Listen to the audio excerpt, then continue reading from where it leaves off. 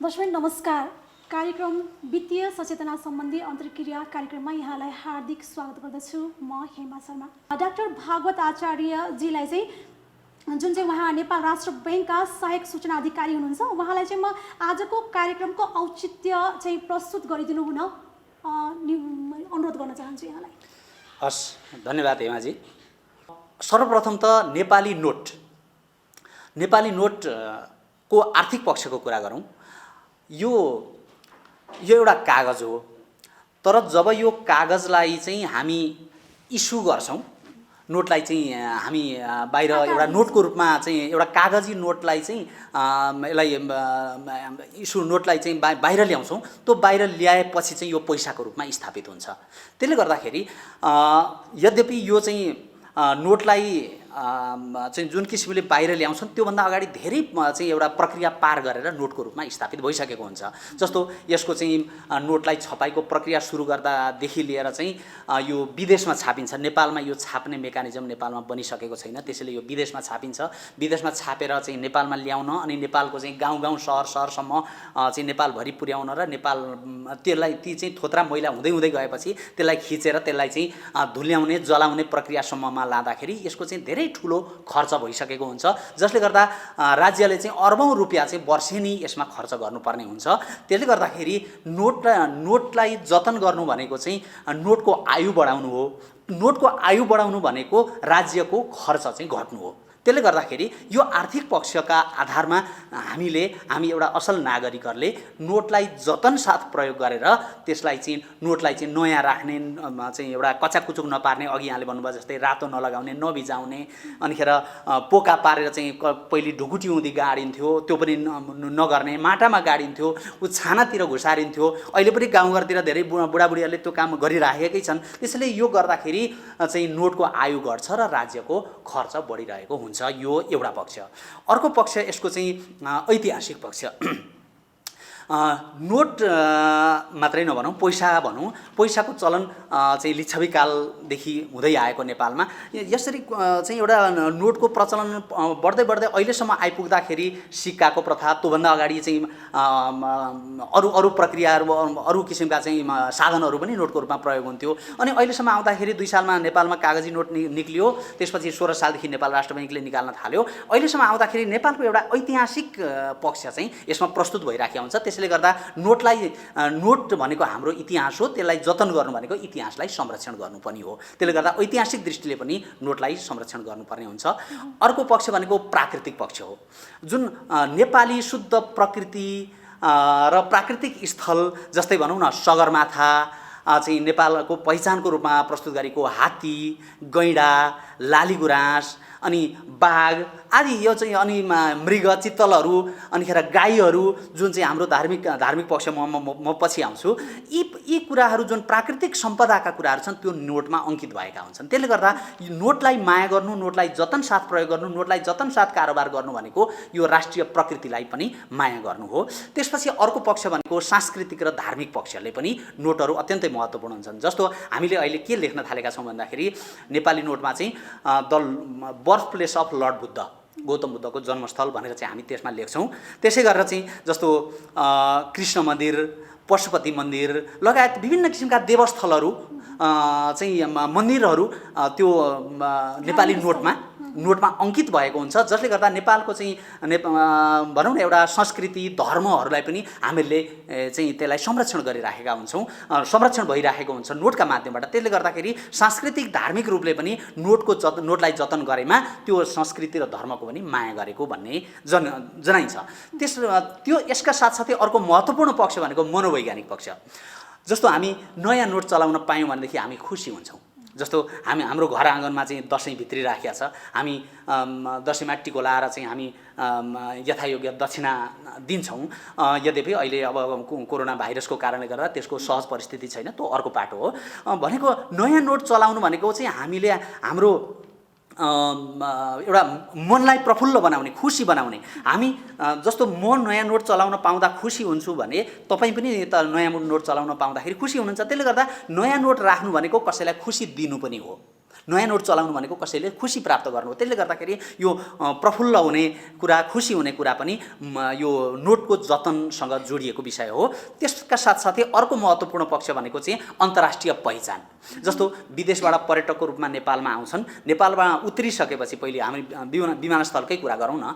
विमानस्थलमा पहिलो उत्रिएपछि के गर्नुपर्छ त भन्दाखेरि पर्यटकले पहिलो कुरा नेपाली मुद्रा साट्नुपर्छ, किनभने त्यो देशको मुद्रा त नेपालमा त चल्दैन। साटेर चलाउनु पर्ने हुनाले त्यो पैसा साट्दाखेरि उनीहरूले चाहिँ राम्रा नोट, नेपाली नोटहरू पाए भनेदेखि, सुकिला नोटहरू पाए भनेदेखि उनीहरू चाहिँ नेपालको पहिचान, सगरमाथा यहाँ रहेछ, बुद्धको जन्मस्थल रहेछ, यो नेपालमा पशुपति रहेछ, राष्ट्रिय निकुञ्जहरू रहेछन् नेपालमा भनेर चाहिँ त्यो नोटका माध्यमबाट पनि उनीहरूले थाहा पाउँछन्। र यसका माध्यमबाट नेपालको पहिचानका बारेमा विश्वमा प्रचार हुने सम्भावना रहन्छ, नेपालको चाहिँ पहिचान विश्वमा फैलन्छ। त्यसले गर्दाखेरि यी विभिन्न पक्ष, आर्थिक पक्ष, ऐतिहासिक पक्ष, प्राकृतिक पक्ष, सांस्कृतिक, मनोवैज्ञानिक तथा अन्तर्राष्ट्रिय, यी हरेक पक्षका आधारमा चाहिँ नेपाली नोटलाई हामीले संरक्षण गर्नुपर्ने प्रत्येक नेपालीहरूको कर्तव्य हो, नेपालीहरूको दायित्व हो र एउटा असल कर्मठ नागरिकको दायित्व हो। धन्यवाद छ यहाँलाई। र अबको क्रममा चाहिँ हामीसँग अर्का अतिथि हुनुहुन्छ, केबी उप्रेतीजी हुनुहुन्छ।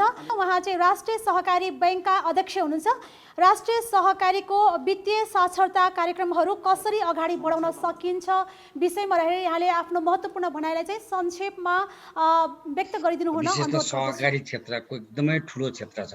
अब यही नोटहरूलाई चाहिँ हामीले चाहिँ अब जनसचेतन एकदम तलसम्म सबै प्रयोगको लागि सबै क्षेत्रलाई उपयोग गरेर तलसम्म लाग्नु पर्यो, प्रचार गर्नु पर्यो र उनीहरूलाई प्रायोरिटी पनि दिनु पर्यो। जस्तो पर्सको चाहिँ प्रयोग गर्न लाउनु पर्यो, खामको प्रयोग गर्न लाउनु पर्यो। जस्तो अघि पूजाको कुरामा अघि सरले उदाहरण दिएको छ, यथार्थ त्यो हो। अनि त्यहाँ पूजा गर्दाखेरि सर्टेन रकम खुद्रा पैसा जुन कोइन चाहिँ सब ठाउँमा प्रयोग गर्ने, एकमुष्ट पछि अन्त्यमा टिकाएर दिँदाखेरि चाहिँ नोट प्रयोग गर्ने, त्यो उपाय अपनाउन सकिन्छ। यस ढङ्गले चाहिँ हामीले अनि अब झन्झट नपर्ने कुरा, जस्तो झन्झट चाहिँ अब त्यहाँ जाँदाखेरि लाइन जस्तो दसैँ तिहार आयो भने एकदमै धेरै लाइन 3 घन्टा 4 घन्टा 5 घन्टा चाहिँ लगानी गर्ने, एकदम सोर्स लाउनु पर्ने नयाँ नोट लिन, त्यस्तो झन्झटबाट मुक्त भयो भने त्यो पैसा चाहिँ उनीहरूले गाडेर राख्ने अनि घरमै राख्दैनन्, किनभने सहज पाइहाल्छ, समस्या छैन भन्ने ढङ्ग भयो भने, विश्वास भयो भने त्यो ढङ्गले व्यवस्थापन गर्ने। अनि सबभन्दा ठुलो तल ट्रेडिसनल एकदम 10 रुपियाँ 5 रुपियाँ 15 रुपियाँ 50 रुपियाँ 100 रुपियाँ जम्मा गर्ने त्यो तल एकदम निम्न वर्गीय वर्गहरू छ। त्यो कहाँ कुन माध्यम छ त? सहकारीको माध्यम छ। त्यस कारण चाहिँ त्यो थोरै 100 50 200 त्यसै गरेर अनि करोडौँ रुपियाँ उहाँहरूले ब्याङ्कमा राख्नुहुन्छ। अनि त्यो उत्पादनमा, प्रशोधनमा, जिडिपीमा योगदान हुने कुरा, भ्यालु चेन हुनेमा त्यो प्रयोग हुन्छ। त्यस कारण त्यो महत्त्व दिँदैन, त्यस कारण त्यता नै महत्त्व दिनु पर्यो।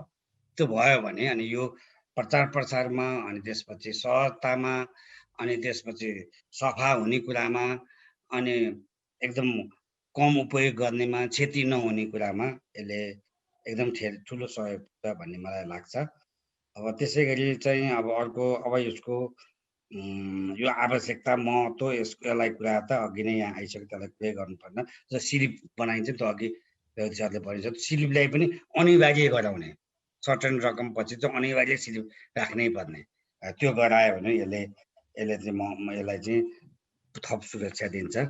त्यसै गरी चाहिँ अब यो डिजिटाइजेसनको कुरा गर्दा डिजिटाइजेसनमा जानलाई कति कठिन छ, त्यसै डिजिटाइजेसनको कति जोखिम छ, जोखिमको न्यूनीकरणको कुरा अनि त्यो सहकारी क्षेत्रलाई पनि डिजिटाइजेसन जाने प्रेरणा गर्ने कुरा, स्वीकृति सहजता हुने कुरामा प्राथमिकता दिने कुरामा यो विशेष अब कार्यकारी प्रमुख, मुद्राको कार्यकारी प्रमुख जुन रेवती सरले अब नीति निर्माणमा पहल गर्नु पर्यो, प्राथमिकता दिनु पर्यो। यो डिजिटललाई अगाडि ल्याउनु पर्यो, तल्लो वर्गलेसम्म डिजिटलको व्यवस्था होस्, जोखिमलाई न्यूनीकरण होस् भन्ने ढङ्गको कुरामा पनि सहयोग गर्नु पर्यो। अनि मान्छे जस्तो डलर अनि पाउन्ड चाहिँ एकदम च्यात्तिया लागि एकदम जतनले भित्र राख्ने, एकदमै पर्सभित्र राखेर राख्ने अनि अरू नोटलाई चाहिँ किन त महत्त्व नदिने, त्यो महत्त्वको वातावरण पनि सिर्जना गर्नु पर्यो। यदि अब नष्ट गरे जलाए भने च्याते भने उसलाई चाहिँ कारबाही हुन्छ। त्यो कारबाही गरेर पनि देखाउनु पर्यो। पहिले अलिअलि आएको छ, अहिले त्यति देखिँदैन। त्यसरी यस्तै भयो भने चाहिँ यसलाई अगाडि बढाउन सकिन्छ। कस्ट कम गर्ने कुरामा अब यो छाप्ने व्यवस्था पनि सुरक्षित ढङ्गले राष्ट्र बैङ्ककै पहलमा नेपालमै छाप्ने व्यवस्था गर्नु पर्यो नि त। अब आखि छापेर यहीँ ल्याउने हो भने त कस्ट 5 वर्ष 10 वर्ष त कस्ट त कभर भइहाल्छ होइन, सुरक्षा पनि हुन्छ, सुरक्षित पनि हुन्छ। जो नोट त आखिर जुम्मै दिइन्छ भने त्यो छाप्दा चाहिँ अनियमित हुने कुरा, अब असुरक्षा हुने कुरै भएन। त्यसरी व्यवस्था पनि गर्नु पर्यो। अनि क्यासलेसलाई पनि प्राथमिक एकाउन्ट टु एकाउन्ट ट्रान्सफर गर्ने, कतिपय सहकारी क्षेत्रको एकाउन्ट अर्कोमा चाहिँ ट्रान्सफर हुने समस्या छ, फन्ड ट्रान्सफरमा अलिअलि समस्या छ। अनि जथाभावी चाहिँ अब मोबाइल ब्याङ्किङ र फन्ड ट्रान्सफरमा विकृतिहरू आइसकेको छ। त्यसलाई नियन्त्रण गरियो भने यसलाई चाहिँ यसको यो सुरक्षा हुने अनि कम कस्ट लाग्ने, क्यासलेस हुने, यसको चाहिँ भविष्यसम्म सुरक्षित रहने, अनि यो सबै मेकानिजमलाई प्रयोग गरेर अनि जहाँ जहाँ नोट खुद्रा छ तुरुन्तै पाउने व्यवस्था। अब कहीँ नोट यो साट्नु भने साट्ने व्यवस्थै छैन, अनि घरमा लगेर थाकिराख्नु पर्ने। त्यो किसिमलाई सहज बनाउने स्थिति भयो भने अवश्य पनि। अनि कतिपय कुरा मोनिटरिङ पनि अधिकार प्रत्यार्जन गर्नु भयो नि त। सहकारी क्षेत्रमा त महासङ्घको पनि म सञ्चालक हो। महासङ्घ त राष्ट्रिय सहकारी ब्याङ्क छ, राष्ट्र ब्याङ्ककै स्वीकृतिवाला छ। अब त्यसपछि ब्याङ्कर एसोसिएसन छ। अधिकार मोनिटरिङको अधिकार प्रत्यार्जन गरे पनि त त्यो मुद्राको व्यवस्थापन, सुरक्षा र सफा जतन भयो कि भएन। अनि त्यहाँ उहाँ सेन्ट्रल ब्याङ्कले मोनिटरिङ गरे भयो। त्यस कारण यी उपायहरूले हामीले अगाडि बढ्यौँ भने अवश्य पनि यो जुन एकदम अति आवश्यक, धेरै मैले त्यो महत्त्वको बारेमा जुन हाम्रो प्राध्यापक डाक्टर साहबले भन्नुभयो, धेरै यसको महत्त्व, यसको गहिराई, यसको सम्पत्ति, यसको जतन गर्नुपर्ने, यसको आवश्यकता, यसको इतिहास, यसको छुट्टै अब विभाग गरेर राष्ट्र ब्याङ्कले महत्त्व दिएको कुरा उहाँहरूले लागिरहन्छ, क्रमशः सुधार भएको कुरा चाहिँ एकदम महत्त्व। तर यो एकदम पछाडि परेको क्षेत्र सहकारी छ। किनभने तल एकदम निम्न वर्गहरू, निम्न जातिहरू, चेपाङहरू, ठेलगाडाहरू, रिक्सा चालकहरू, ज्यामीहरू यो सहकारीमा आबद्ध छ। तिनीहरूलाई यो पहुँच पुर्याउने कुरामा त सहकारीलाई प्रतिनिधि डाक्ने कुरा, सहकारीलाई अधिकार दिने कुरा, सहकारी मार्फत अगाडि बढ्ने कुरामा हामी त्यसमा तयार छौँ। त्यस कारण हामीले सहजीकरणको हाम्रो यो सहकारीको अवसर चाहिँ सेन्ट्रल ब्याङ्क लगायत विभिन्न निकायले अगाडि बढ्छ। यो ढङ्गले हामी सधैँ सकारात्मक छौँ। हामी यसलाई चाहिँ यो महत्त्वलाई मध्यनजर राखेर अगाडि बढाउने कुरामा, यसलाई आधुनिकीकरण गर्ने कुरा, क्यासलेस गर्ने कुरामा, यसलाई जोखिम न्यूनीकरण गर्ने कुरामा, सुरक्षालाई असुरक्षा हुन नदिने, सुरक्षालाई असुरक्षा हुन नदिने कुरामा हामी सधैँ तयार छौँ। जुन यो कार्यक्रममा ढाक्नुभयो यसको लागि आयोजक मित्रहरूले आभार व्यक्त गर्दै मेरो भनाइ टुङ्ग्याउँछु। धन्यवाद। जय सहकारी। हुन्छ, यहाँको महत्त्वपूर्ण भनाइको लागि हामी आभार व्यक्त गर्दछौँ। अहिले हामीसँग हुनुहुन्थ्यो केबी प्रीतिजी, राष्ट्रिय सहकारी ब्याङ्कका अध्यक्ष हुनुहुन्थ्यो। र अबको क्रममा फेरि हामीसँग अर्का अतिथि हुनुहुन्छ भुवन कुमार दाहाल। उहाँ चाहिँ अध्यक्ष हुनुहुन्छ नेपाल ब्याङ्कर्स एसोसिएसनका, र उहाँलाई चाहिँ विशेष गरी वित्तीय क्षेत्रमा नवीनतम प्रविधिको प्रयोग चाहिँ कसरी गर्न सकिन्छ भन्ने सम्बन्धमा रहेर आफ्ना विचारहरू व्यक्त गर्नको लागि भन्न चाहे। र अहिले हामी चाहिँ कार्यक्रम वित्तीय सचेतना सम्बन्धी अन्तर्क्रिया कार्यक्रममा रहेका छौँ, र अबको क्रममा भुवन कुमार दाहाल सरसँग चाहिँ आफ्नो विचार व्यक्त गरिदिनु हुन अनुरोध गर्न चाहे। हस्, धन्यवाद। यहाँ उपस्थित सबैजनालाई नमस्कार। धेरै कुराहरू त आइ नै सकेका छ। हाम्रो प्राध्यापक गुरुहरूबाट, राष्ट्र ब्याङ्कको चाहिँ सहप्रवक्ताज्यूबाट, राष्ट्र ब्याङ्कको कार्यकारी निर्देशकज्यूबाट, सहकारीको तर्फबाट पनि आइ नै सकेका छ धेरै चिजहरू। जहाँसम्म नयाँ प्रविधिको प्रयोग गर्ने कुरा छ, हाम्रो संयोग नै मान्नुपर्छ। अहिले जो नोट विभागको प्रमुख हुनुहुन्छ रेवती सर, उहाँ चाहिँ पहिला डिजिटल ब्याङ्किङको पनि प्रमुख हुनुहुन्थ्यो। त्यो उहाँलाई दुइटै चिज थाहा छ। दुइटै थाहा भएको व्यक्तिले के भन्नुभयो भने अब हामी नोटको प्रयोग भन्दा पनि हामी डिजिटल च्यानलतिर जानुपर्छ है भन्ने कुराहरू चाहिँ सेयर गर्नुभयो। र अघि प्रस्तुत गर्ने जुन आफ्नो भनाइहरू प्रस्तुत गर्ने क्रममा पनि सरलाई आफूलाई चाहिँ एकदम न्यास्रो लागेको कुरो, गुरुहरूले चाहिँ नोट राख त्यो दुनामा भनेको, अनि दुनामा चाहिँ टिका राख्नु परेको, अनि पानीले चाहिँ त्यो नोटलाई चाहिँ भिजाउनु परेको जुन पीडा छ, आफ्नो एउटा नीति छ तर आफूले व्यवहारमा अर्को गर्नु परेको जुन पीडा पनि सरले व्यक्त गर्नुभयो। यो सबैबाट पीडाबाट चाहिँ मुक्ति दिने काम चाहिँ डिजिटल ब्याङ्किङ हो भन्ने कुरा सरले भनिसक्नु भएको छ। म सानो कुराहरू यहाँलाई सेयर पनि गर्न चाहन्छु। हामी अब धर्मका कुराहरू गर्छौँ। धर्मका कुराहरूमा हामी अब नारदजी एक ठाउँबाट सरिया उडेर अर्को ठाउँमा पुग्नुभएको, कसैको मनमा चाहिँ भगवान चाहिँ जानुभएको भने जस्तै यो मोबाइल ब्याङ्किङ अथवा डिजिटल च्यानल भने चाहिँ सर्टै ट्रान्सफर हुने क्या। यो च्यानल पनि यस्तो छ कि एकदम इफिसियन्ट छ। कसरी हुनसक्छ, म सानो चिजहरू यहाँलाई निवेदन गर्न चाहन्छु। अहिले हामी जुन नोडको प्रयोग गर्छौँ, नोडको प्रयोग गर्दा पनि कसरी सफा नोडको प्रयोग गर्ने भनेर रेवती सरले एक्सप्लेन गरिसक्नु भएको छ। तर नोटकै प्रयोगमा पनि म यहाँलाई के निवेदन गरौँ भने ब्याङ्कसम्म जानु पर्यो, ब्याङ्कमा लाइनमा बस्नु पर्ला, नभए एटिएम मसिनसम्म जानु पर्यो, त्यहाँ लाइनमा बस्नु पर्ला, एटिएम मसिनमा भनेको जस्तो डिनोमिनेसन नहोला भनेपछि हामी ब्रिक ब्याङ्किङ भन्छौँ। अहिले जुन एउटा बिल्डिङ हुन्छ त्यहाँ बिल्डिङसम्म जानुपर्ने जाने खर्च, आउने खर्च, त्यहाँ चाहिँ उभिने चाहिँ लाग्ने समय, यी सबै चिजहरू चाहिँ हामीले हिसाब गर्नु पर्ला। फेरि नोटमा अर्को रिस्क यहाँ अहिले हाइलाइट नभएको के रिस्क छ भन्दाखेरि त्यो पैसा हराउन सक्ने। जस्तै भनौँ न, हामीसँग पैसा त छ, पैसा बोकेर हिँड्यौँ भने त्यो हरायो भने त हराहरै हुन्छ। त्यो हामीले कतै क्लेम गर्यो भने ठ्याक्कै त्यही पैसा नपाउन सक्ने ठुलो जोखिम छ। तर डिजिटल च्यानलको ब्युटी भनेको के हो भने यसमा पैसा चाहिँ मेरो चाहिँ मोबाइल ब्याङ्किङ छ अथवा इन्टरनेट ब्याङ्किङ छ भने मेरो त्यो मोबाइल हरायो भने पनि, अब मेरो चाहिँ ल्यापटप हरायो जहाँबाट म इन्टरनेटको चाहिँ प्रयोग गर्थ्यौँ भने पनि मेरो पैसा चाहिँ हराउँदैन।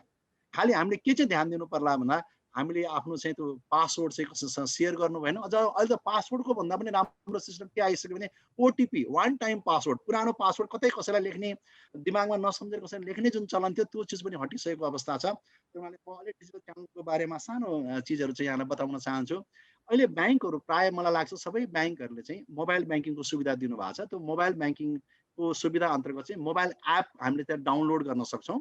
त्यो मोबाइल एप डाउनलोड गरेपछि राम्रो पक्ष त्यहाँ चाहिँ खालि पैसा ट्रान्सफर गर्ने मात्रै छैन, हजुरको खातामा कति जम्मा भयो, कहिले झिक्यो, के को लागि चाहिँ प्रयोग भयो त्यो पनि हेर्न मिल्छ। अहिले हुँदा कतिपय ब्याङ्कहरूले त यहाँलाई निवेदन गर्छु फिक्स्ड डिपोजिट खोल्न समेत यहाँ मोबाइल ब्याङ्किङबाट हजुरले अब कुनै ब्याङ्कमा गएर चाहिँ निवेदन दिइराख्नै पर्दैन।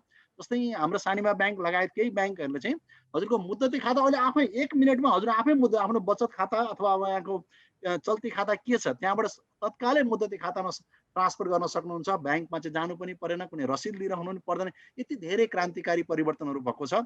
अनि यसमा चाहिँ हामीले ध्यान दिनुपर्ने पछि के भन्दाखेरि ब्याङ्कहरूले जुन हामीले मोबाइल एप बनाएको छौँ त्यो चाहिँ युजर फ्रेन्डली छ कि छैन भनेर ध्यान दिनुपर्ने चाहिँ पक्ष चाहिँ एकदमै छ। अब यो मोबाइल ब्याङ्किङ, इन्टरनेट ब्याङ्किङको प्रयोग गर्ने अनि कार्ड पनि छ अर्को। हामीले चाहिँ यो डिजिटल च्यानलको कुरा गरिराख्दा कतै सामान किन्न गयौँ भने हामी कार्ड प्रयोग गर्न पनि सक्छौँ, मोबाइल ब्याङ्किङको प्रयोग गर्न पनि सक्छौँ। अहिले रेवती सरले भनिसक्नु भएको छ क्युआर कोड। अहिले क्युआर कोडको प्रयोग त्यति सस्तो भएको छ कि यहाँले अहिले तरकारी पसल, सानो सानो किराना पसलहरूमा चाहिँ त्यो हामीले कार्डको प्रयोग गर्दा चाहिँ पस मसिन भन्ने किनेर त्यहाँ इन्स्टल गर्नु पर्थ्यो। त्यो महँगो पर्थ्यो, एउटै मसिनलाई 30,000 35,000 पर्थ्यो, त्यो गाह्रो थियो भने अहिले क्युआर कोडको च्यानल चाहिँ एउटा कागजमा 5 रुपियाँ 10 रुपियाँको एउटा कागज भए पनि हुन्छ। अलिकति व्यवस्थित बनाउने भने 100-150 रुपियाँको त्यो प्लास्टिकको बनाउन सकिन्छ। त्यो क्युआर कोड चाहिँ अहिले हामीले तरकारी पसल, किराना पसलहरूमा राखिरहेको छौँ। हजुरले मोबाइल लिएर जानुभयो भने मोबाइलमा हजुरको क्युआर कोड हुन्छ, त्यहाँको क्युआर कोड ठ्याक्क त्यसले रिड गर्छ। हजुरले खाता नम्बर पनि राख्नु पर्दैन, ठ्याक्क अमाउन्ट राखेर पासवर्ड राख्ने बित्तिकै स्वाट्ट उहाँको खातामा, ब्याङ्कको खातामा चाहिँ ट्रान्सफर भइहाल्छ। भने चाहिँ यति सजिलो छ यो क्युआर कोडको कारणले। अब मोबाइल ब्याङ्किङ भयो भने जस्तै हामी दक्षिणाको दसैँको कुराहरू गर्छौँ, हाम्रो चाहिँ प्रचलन दक्षिणा दिने छ।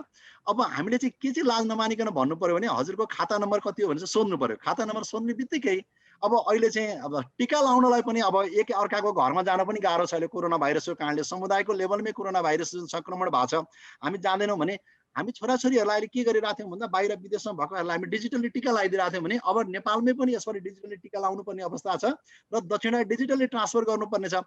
खाता नम्बर चाहिँ हामीले उहाँहरूसँग सोध्नु पर्यो। खाता नम्बर सोध्ने बित्तिकै मोबाइलबाट मैले कति रकम चाहिँ दक्षिणा दिने हो त्यो दक्षिणाको अमाउन्ट राख्ने बित्तिकै उहाँको खातामा हामी तत्कालै ट्रान्सफर गर्न सक्छौँ।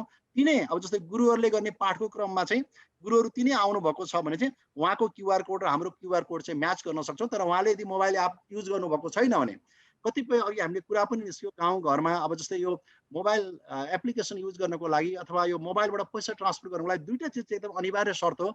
एउटा चाहिँ इन्टरनेटको एक्सेस हुनु पर्यो, अर्को चाहिँ स्मार्टफोन हुनु पर्यो। अब दुवै पक्षमा स्मार्टफोन छैन, एउटा पक्षमा मात्रै स्मार्टफोन छ भने पनि उहाँले ट्रान्सफर चाहिँ गर्न सक्नुहुन्छ अर्को खातामा। उहाँकोमा अर्कोमा चाहिँ एसएमएस अलर्ट पनि मेरो खातामा यदि जम्मा भयो भनेर एसएमएस अलर्ट पनि आउन सक्छ। त्यही हुनाले मलाई लाग्छ अब राज्यले पनि अहिले नेपाल राष्ट्र बैङ्कले पनि एकदमै धेरै ध्यान दिइराख्नु भएको छ। अहिलेको नयाँ गभर्नर सर आउने बित्तिकै पेमेन्ट सिस्टमलाई कसरी रिभोल्युसनाइज गर्ने भनेर चाहिँ त्यसमा धेरै उहाँ लाग्नु पनि भएको छ। र हामी ब्याङ्कहरू पनि राष्ट्र बैङ्कको नेतृत्वमा अगाडि बढिरहेका छौँ र नेपाल सरकारले अर्थ मन्त्रालयले पनि यसलाई धेरै नै इनिसिएटिभ लिएको छ। अघि सायद सम्भवतः त यो प्रस्तुतिको क्रममा आइ नै सक्यो होला भागवत सर र रेवती सरको प्रस्तुतिको क्रममा। अहिले नेपालमा चाहिँ 1 वर्षमा चाहिँ यो मुद्रा चाहिँ प्रिन्टिङ गर्ने र मुद्राको व्यवस्थापन गर्ने ठुलो रकम 3 अरबको हाराहारी भनेर मलाई अहिले भागवत सरले भन्नुभएको जस्तो लाग्छ।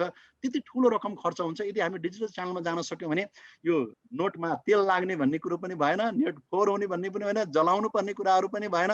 यति धेरै हामीले जुन अहिले अप्ठ्याराहरू छन्, अप्ठ्याराहरू पार पाउँछौँ र मलाई लाग्छ हाम्रा भगवानहरू पनि खुसी हुनुहुन्छ। यो नयाँ नोट हामीलाई चाहिँदैन, सोझै हामी चाहिँ एउटा खाताबाट अर्को खातामा ट्रान्सफर गर्न जुन सक्छौँ, त्यसमा कुनै फोहोरको कुरो छैन। आफ्नो बोक्ने हातको मोबाइलबाट सोझै ट्रान्सफर हुन्छ। जुन अन्तर्ध्यान हुनुभयो भने जस्तै पैसा ठ्याक्क चाहिँ अर्को खातामा जान्छ। हामीहरू चाहिँ भगवानहरू पनि यसले चाहिँ खुसी हुनुहुन्छ जस्तो लाग्छ मलाई। खालि यसमा एउटा चाहिँ रिस्कको कुराहरू पनि अघि त्यहाँ साथीहरूले सेयर गरिराख्नु भएको थियो। सिक्युरिटीको आस्पेक्ट के हुन्छ त भन्ने कुरामा चाहिँ नेपाल राष्ट्र ब्याङ्कले एउटा पोलिसी नै के बनाएको छ भन्दा, ब्याङ्कहरूले कुनै पनि नयाँ प्रोडक्ट लन्च गर्नुभयो भने चाहिँ इन्फर्मेसन सिक्युरिटी अफिसरले त्यसलाई प्रमाणित गर्नुपर्छ। भने त्यहाँ इनहेरेन्ट कुनै पनि चिजमा इनहेरेन्ट रिस्क त हुन्छ नै। जस्तै अहिले म बाटामा हिँड्दैछु, बाटामा हिँड्दा पनि केही घटना घट्न सक्छ नि त, होइन?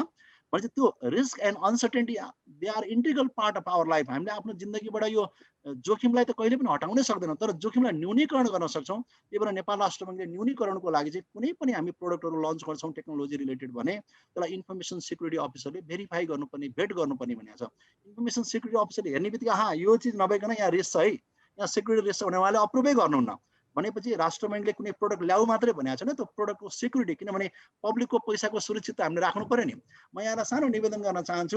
हिजोसम्म मान्छेहरू सेयर सर्टिफिकेट हामी चाहिँ ओछ्यानमा चाहिँ राख्थ्यौँ अथवा आफ्नो दराजमा राख्थ्यौँ, काहीँ सेफमा राख्थ्यौँ होला। सेयर सर्टिफिकेट नभइकन हामीलाई निन्द्रा लाग्दैन, त्यो त हराउँछ।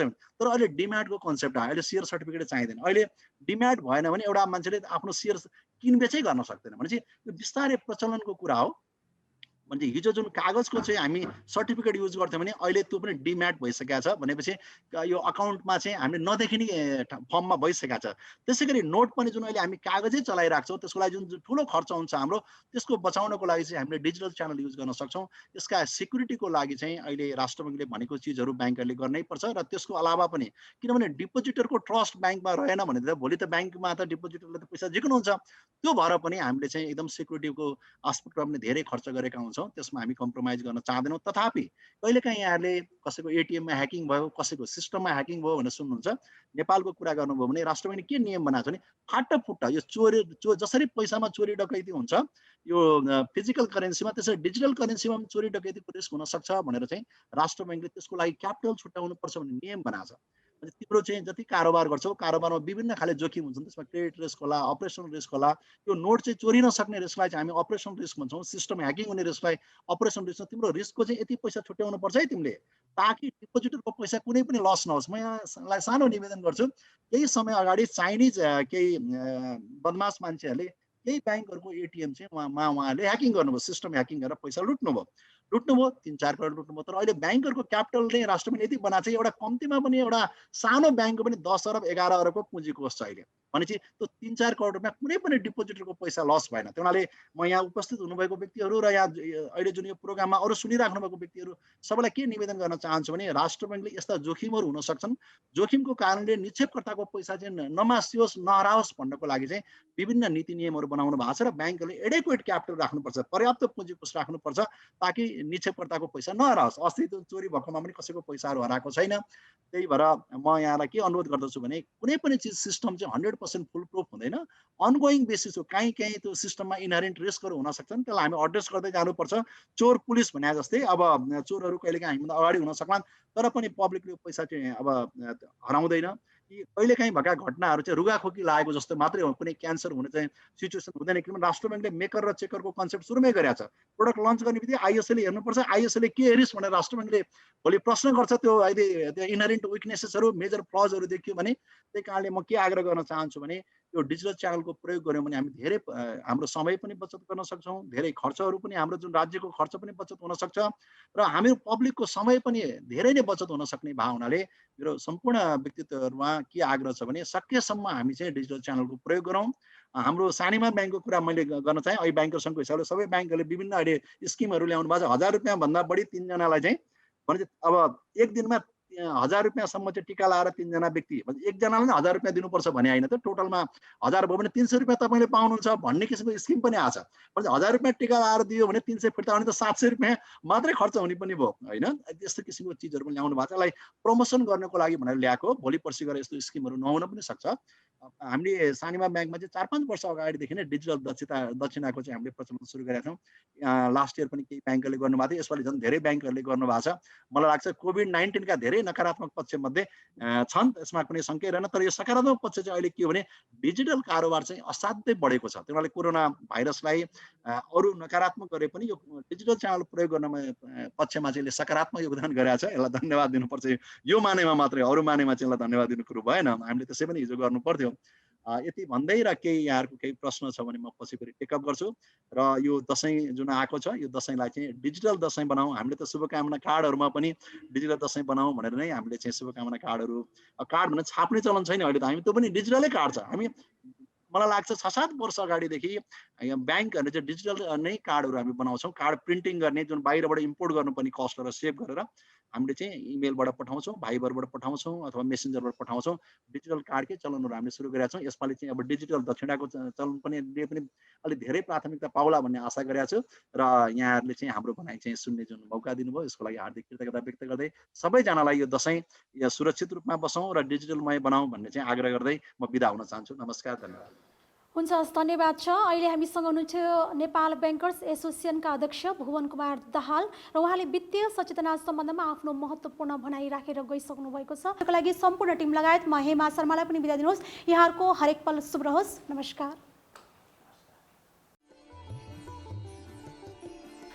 नेपाल कृषि, पर्यटन, जलस्रोत, वन तथा जडीबुटीका उद्यम क्षेत्रबाट भरिपूर्ण छ। समयले र दुःख सँगसँगै सुख निम्तिन्छ भन्ने भनाइ छ र अहिले कोरोनाको महामारीको कैदी बनेर जीवन चलाउनु पर्ने बाध्यताको शिकार बनिरहेको मानव जगतले महामारीकै कारण 11 लाखभन्दा बढी मानवीय क्षति बेहोरिसकेको छ। नेपालमा 1000 नजिकको रेसियोमा मृत्यु भइसकेको छ र सँगसँगै नेपालको आयुर्वेदिक क्षेत्रबाट यसको उपचारका केही सम्भावनाका बाटा पनि खुलिरहेका छन् र यसलाई अथेन्टिक ढङ्गले एउटा उजागर गर्न सकियो भने विश्वलाई बचाउने एउटा अस्त्र नेपालभित्रै त्यसको औषधि उत्पन्न हुन सक्छ भन्ने कुराको सम्भावना पनि हामीसँगै छ।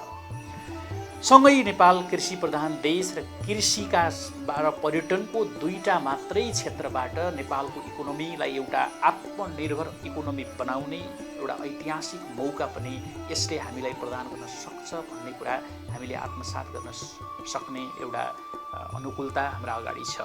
यति बेला विश्व जनसाङ्ख्यिक लाभको समयबाट गुज्रिरहेको छ।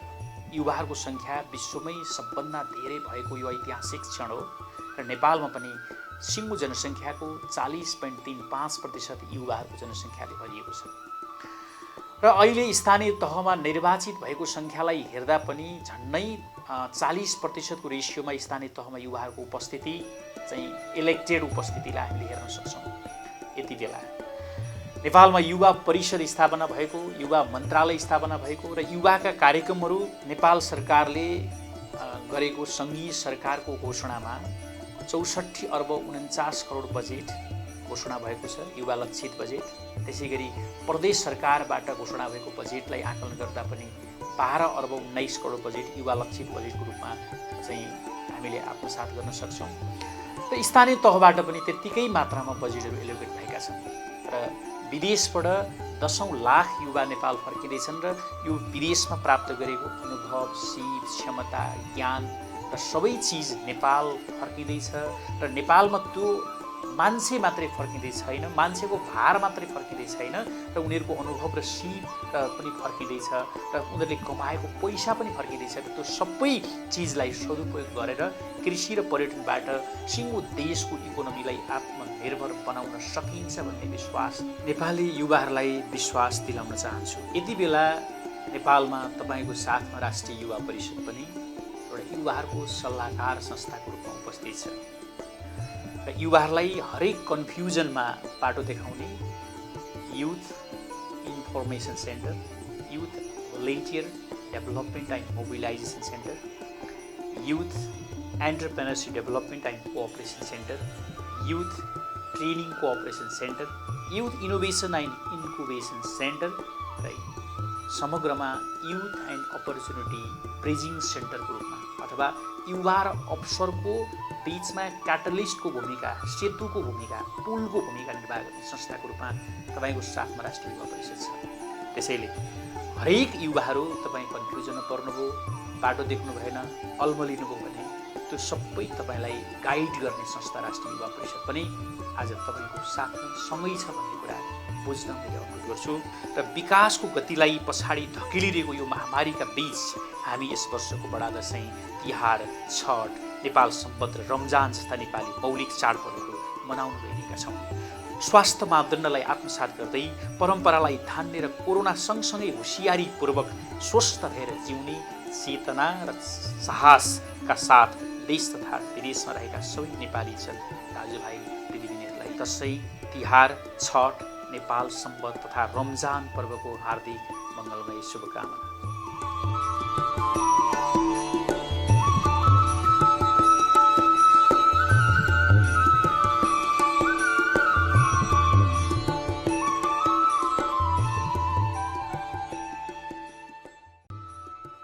नमस्कार। विजयादशमी तथा शुभ दीपावली 2077 को पावन अवसरमा म सम्पूर्ण नेपाली दाजुभाइ दिदीबहिनीहरूमा हार्दिक मङ्गलमय शुभकामना व्यक्त गर्न चाहन्छु। नेपाल अहिले कोरोनाको महामारीले गर्दाखेरि हाम्रा अति महत्त्वपूर्ण चाडबाडहरू हामी हर्षोल्लासका साथ मनाउन पाइरहेका छैनौँ। आफन्तहरूको भेटघाट गरेर मनाउन पाइरहेका छैनौँ। तर पनि जीवन रहे भेटघाट पछिसम्म रहन सक्दछ। जीवन जोगाउनु नै अहिलेको सबभन्दा महत्त्वपूर्ण कुरा हो। त्यसकारण हामी जहाँ छौँ त्यहीँबाट हामी दसैँ मनाउन गइरहेका छौँ। नेपाल गरिबीले चपेटिएको मुलुक हो। विगतको कहाली लाग्दो गरिबी निवारणको सिलसिलामा भएका थुप्रै प्रयासहरूका बावजुद पनि अझै पनि निरपेक्ष गरिबी नेपालबाट उन्मूलन हुन सकेको छैन। गरिब र विपन्न वर्गका जनतामा राज्यले पुर्याउनु पर्ने सुविधा र सेवाहरू अझै पनि पर्याप्त मात्रामा पुग्न सकेका छैनन् र ती कुराहरूलाई दृष्टिगत गरी गरिबी निवारण कोषले आगामी दिनमा विगतमा हामीले घुम्ती कोष मार्फत दिएको अनुदानलाई सहकारीकरण गर्दै र त्यसका माध्यमद्वारा समुदायमा उद्यमशीलता, समुदायमा रोजगारीका प्रवर्धन गर्नका लागि हामी लागि परिरहेका छौँ। नेपाल सरकारले त्यही प्रयोजनको लागि कार्यक्रमहरू अगाडि बढाएको छ। गरिबीको निवारणका कार्यक्रमहरू मार्फत 1,50,000 रोजगारी सिर्जना गर्ने अभियान अहिलेको बजेटले नेपाल सरकारले स्वीकृत गरेको, संसदले स्वीकृत गरेको बजेटले त्यो कुरा भनेको छ। र कोरोनाको कहर केही कम हुने बित्तिकै हामी सबै किसिमका नियमावलीहरू, सबै किसिमका चाहिँ कार्यक्रमहरू र सबै किसिमका बजेटहरू लिएर हामी स्थानीय तहहरूमा आइपुग्नेछौँ। गरिबी निवारणको स्थानीय तहमा आइपुग्नेछ र विपन्न वर्गका निरपेक्ष गरिबीमा रहेका जनतालाई राहतका कार्यक्रमहरू लिएर हामी आउने नै छौँ र त्यसको लागि हामीलाई यहाँहरूले केही समय पर्खिनु पर्नेछ। त्यो कार्यक्रम प्रभावकारी हुनेछ र सबैले त्यसमा सहयोग गर्नुहुनेछ भन्ने म अपेक्षा पनि गर्न चाहन्छु। र अन्त्यमा म के भन्न चाहन्छु भने सबै किसिमका समाजका परिवर्तन र अग्रगतिलाई सुनिश्चित गर्ने हो भने राजनीतिलाई असाध्यै शुद्ध बनाएर अगाडि बढ्नुपर्ने आवश्यकता छ। भ्रष्टाचार, दलाली, कुरीति र राजनीतिको नाममा हुने विभिन्न किसिमका विकृतिहरूलाई शत्रु ठानेर निष्ठा, इमान्दारी र समर्पणलाई नेपालको राजनीतिले मित्र ठान्ने परिस्थिति निर्माण गर्न सकियो भने मात्रै हामी अगाडि बढ्न सक्नेछौँ। र यो वर्षको विजयादशमी तथा शुभ दीपावलीले हामीलाई देशको तलदेखि माथिसम्मको राजनीतिलाई थप निष्कलङ्क र स्वच्छ बनाउने कुरामा महत्त्वपूर्ण योगदान गर्नेछ भन्ने पनि म यस अवसरमा शुभकामना व्यक्त गर्न चाहन्छु। धन्यवाद।